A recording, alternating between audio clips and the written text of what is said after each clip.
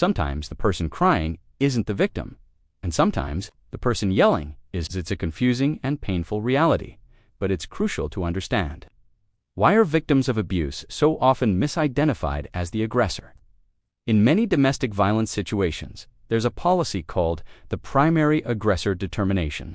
It's designed to help law enforcement figure out who is the main aggressor in a conflict, with the goal of protecting the actual victim and avoiding dual arrests, where both parties are taken into custody.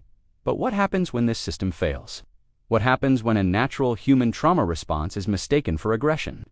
Today, we're going to break down some really important concepts: reactive abuse, a manipulation tactic called DARVO, and the survival behaviors that can make a victim look guilty.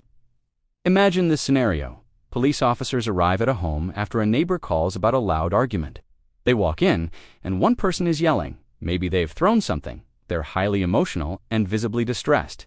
The other person is calm, composed, maybe even crying softly, saying things like, "I don't know why they're so angry. I was just trying to talk to them." Who do you think the officers are more likely to see as the aggressor? Most people would point to the person who is yelling. This is the fundamental problem. Officers often arrive asterisk after asterisk. A situation has escalated. Not during the long, slow burn of coercive control and abuse that led up to that moment. They see a snapshot in time, the loud one, the emotional one, the person who finally snapped, and they make an assumption that this is the aggressor. This is where the term reactive abuse comes in. Psychologists use this term to describe what happens when a victim of prolonged abuse, whether it's emotional, psychological, or physical, finally reacts. After enduring constant manipulation, gaslighting, intimidation, and control, their nervous system is completely overwhelmed. Think of it like a rubber band, being stretched and stretched and stretched. Eventually, it's going to snap. Pioneering trauma researchers like Dr. Judith Herman have shown how chronic abuse completely dysregulates the human nervous system. Our bodies are wired for survival, with fight, flight, or freeze responses. When you're trapped in an abusive environment, you might freeze for a long time just trying to get by. But eventually, your body might switch into fight mode to protect itself. That's when the victim might scream back, push their abuser away, throw an object, not at the person, but at a wall, out of sheer frustration and a feeling of being trapped. In that moment, to an outsider, they look just like an abuser. They are yelling, they are being physical, but what we are actually witnessing is not aggression. It's a desperate act of survival. It's a trauma response from a nervous system that has been pushed past its breaking point. It's the final, desperate signal that something is terribly wrong. Now, let's talk about the abuser's role in this. Skilled manipulators are often masters of presentation. Dr. Jennifer Freyd, a professor of psychology, coined an incredibly useful acronym to describe a common tactic they use: DARVO. It stands for deny, attack, and reverse victim and offender. This is a three-step playbook for manipulation that is disturbingly effective.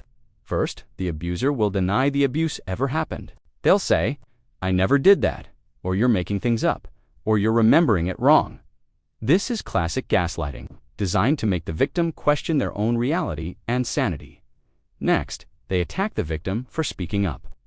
They'll attack their character, their credibility, their mental stability.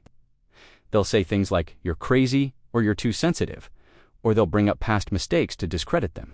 The goal is to shift the focus away from their own behavior and onto the supposed flaws of the victim. Finally, and this is the most insidious part, they reverse the roles of victim and offender. The abuser will claim that they are the one being abused. They are the real victim. They'll say, "Look at how you're yelling at me. You're the abusive one." They'll play the victim so convincingly that they flip the entire narrative. They use the victim's reactive abuse as their proof. "See, I told you they were unstable and aggressive."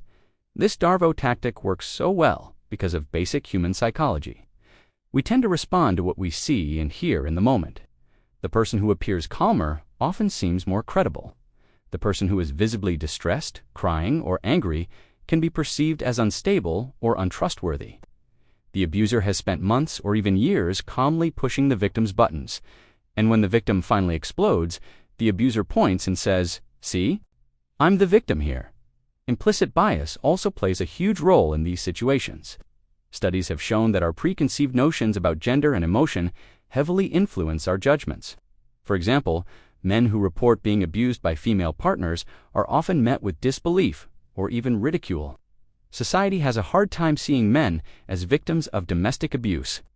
On the other hand, a woman who is highly emotional is often quickly labeled as hysterical or unstable, and her testimony is dismissed. We need to understand what trauma actually does to the brain and to memory. Trauma symptoms don't look neat and tidy. They can manifest as anger, panic attacks, rapid and disjointed speech, or having a disorganized story. When someone is trying to recall a traumatic event, their memory isn't linear like a movie. It's often fragmented with gaps and inconsistencies. This doesn't mean they are lying. It's how the brain processes and stores overwhelming experiences. But to a police officer or a judge who is looking for a clear, chronological account, this can look like deception. The long-term effects of gaslighting are devastating. It erodes a person's self-confidence and their trust in their own perceptions. Victims may start to second-guess themselves constantly. When they finally get the courage to report the abuse, they might minimize what happened, saying things like, "It wasn't that bad," or they might even apologize for their own reactions. They've been conditioned to believe they are the problem. Meanwhile, the abuser often presents a completely different picture. They are calm, collected, and confident. They can tell a clear, linear story. They've likely rehearsed. In our society, we often mistake confidence for innocence and distress for guilt. So what can we do? The first step is awareness. Understanding reactive abuse and DARVO is critical for everyone, not just for professionals. It helps us see past the surface-level drama and understand the underlying dynamics of power and control. When we see someone reacting with intense emotion, instead of immediately judging them as the aggressor, we should ask ourselves, what could have led them to this point? Is this aggression, or is it a desperate cry for help?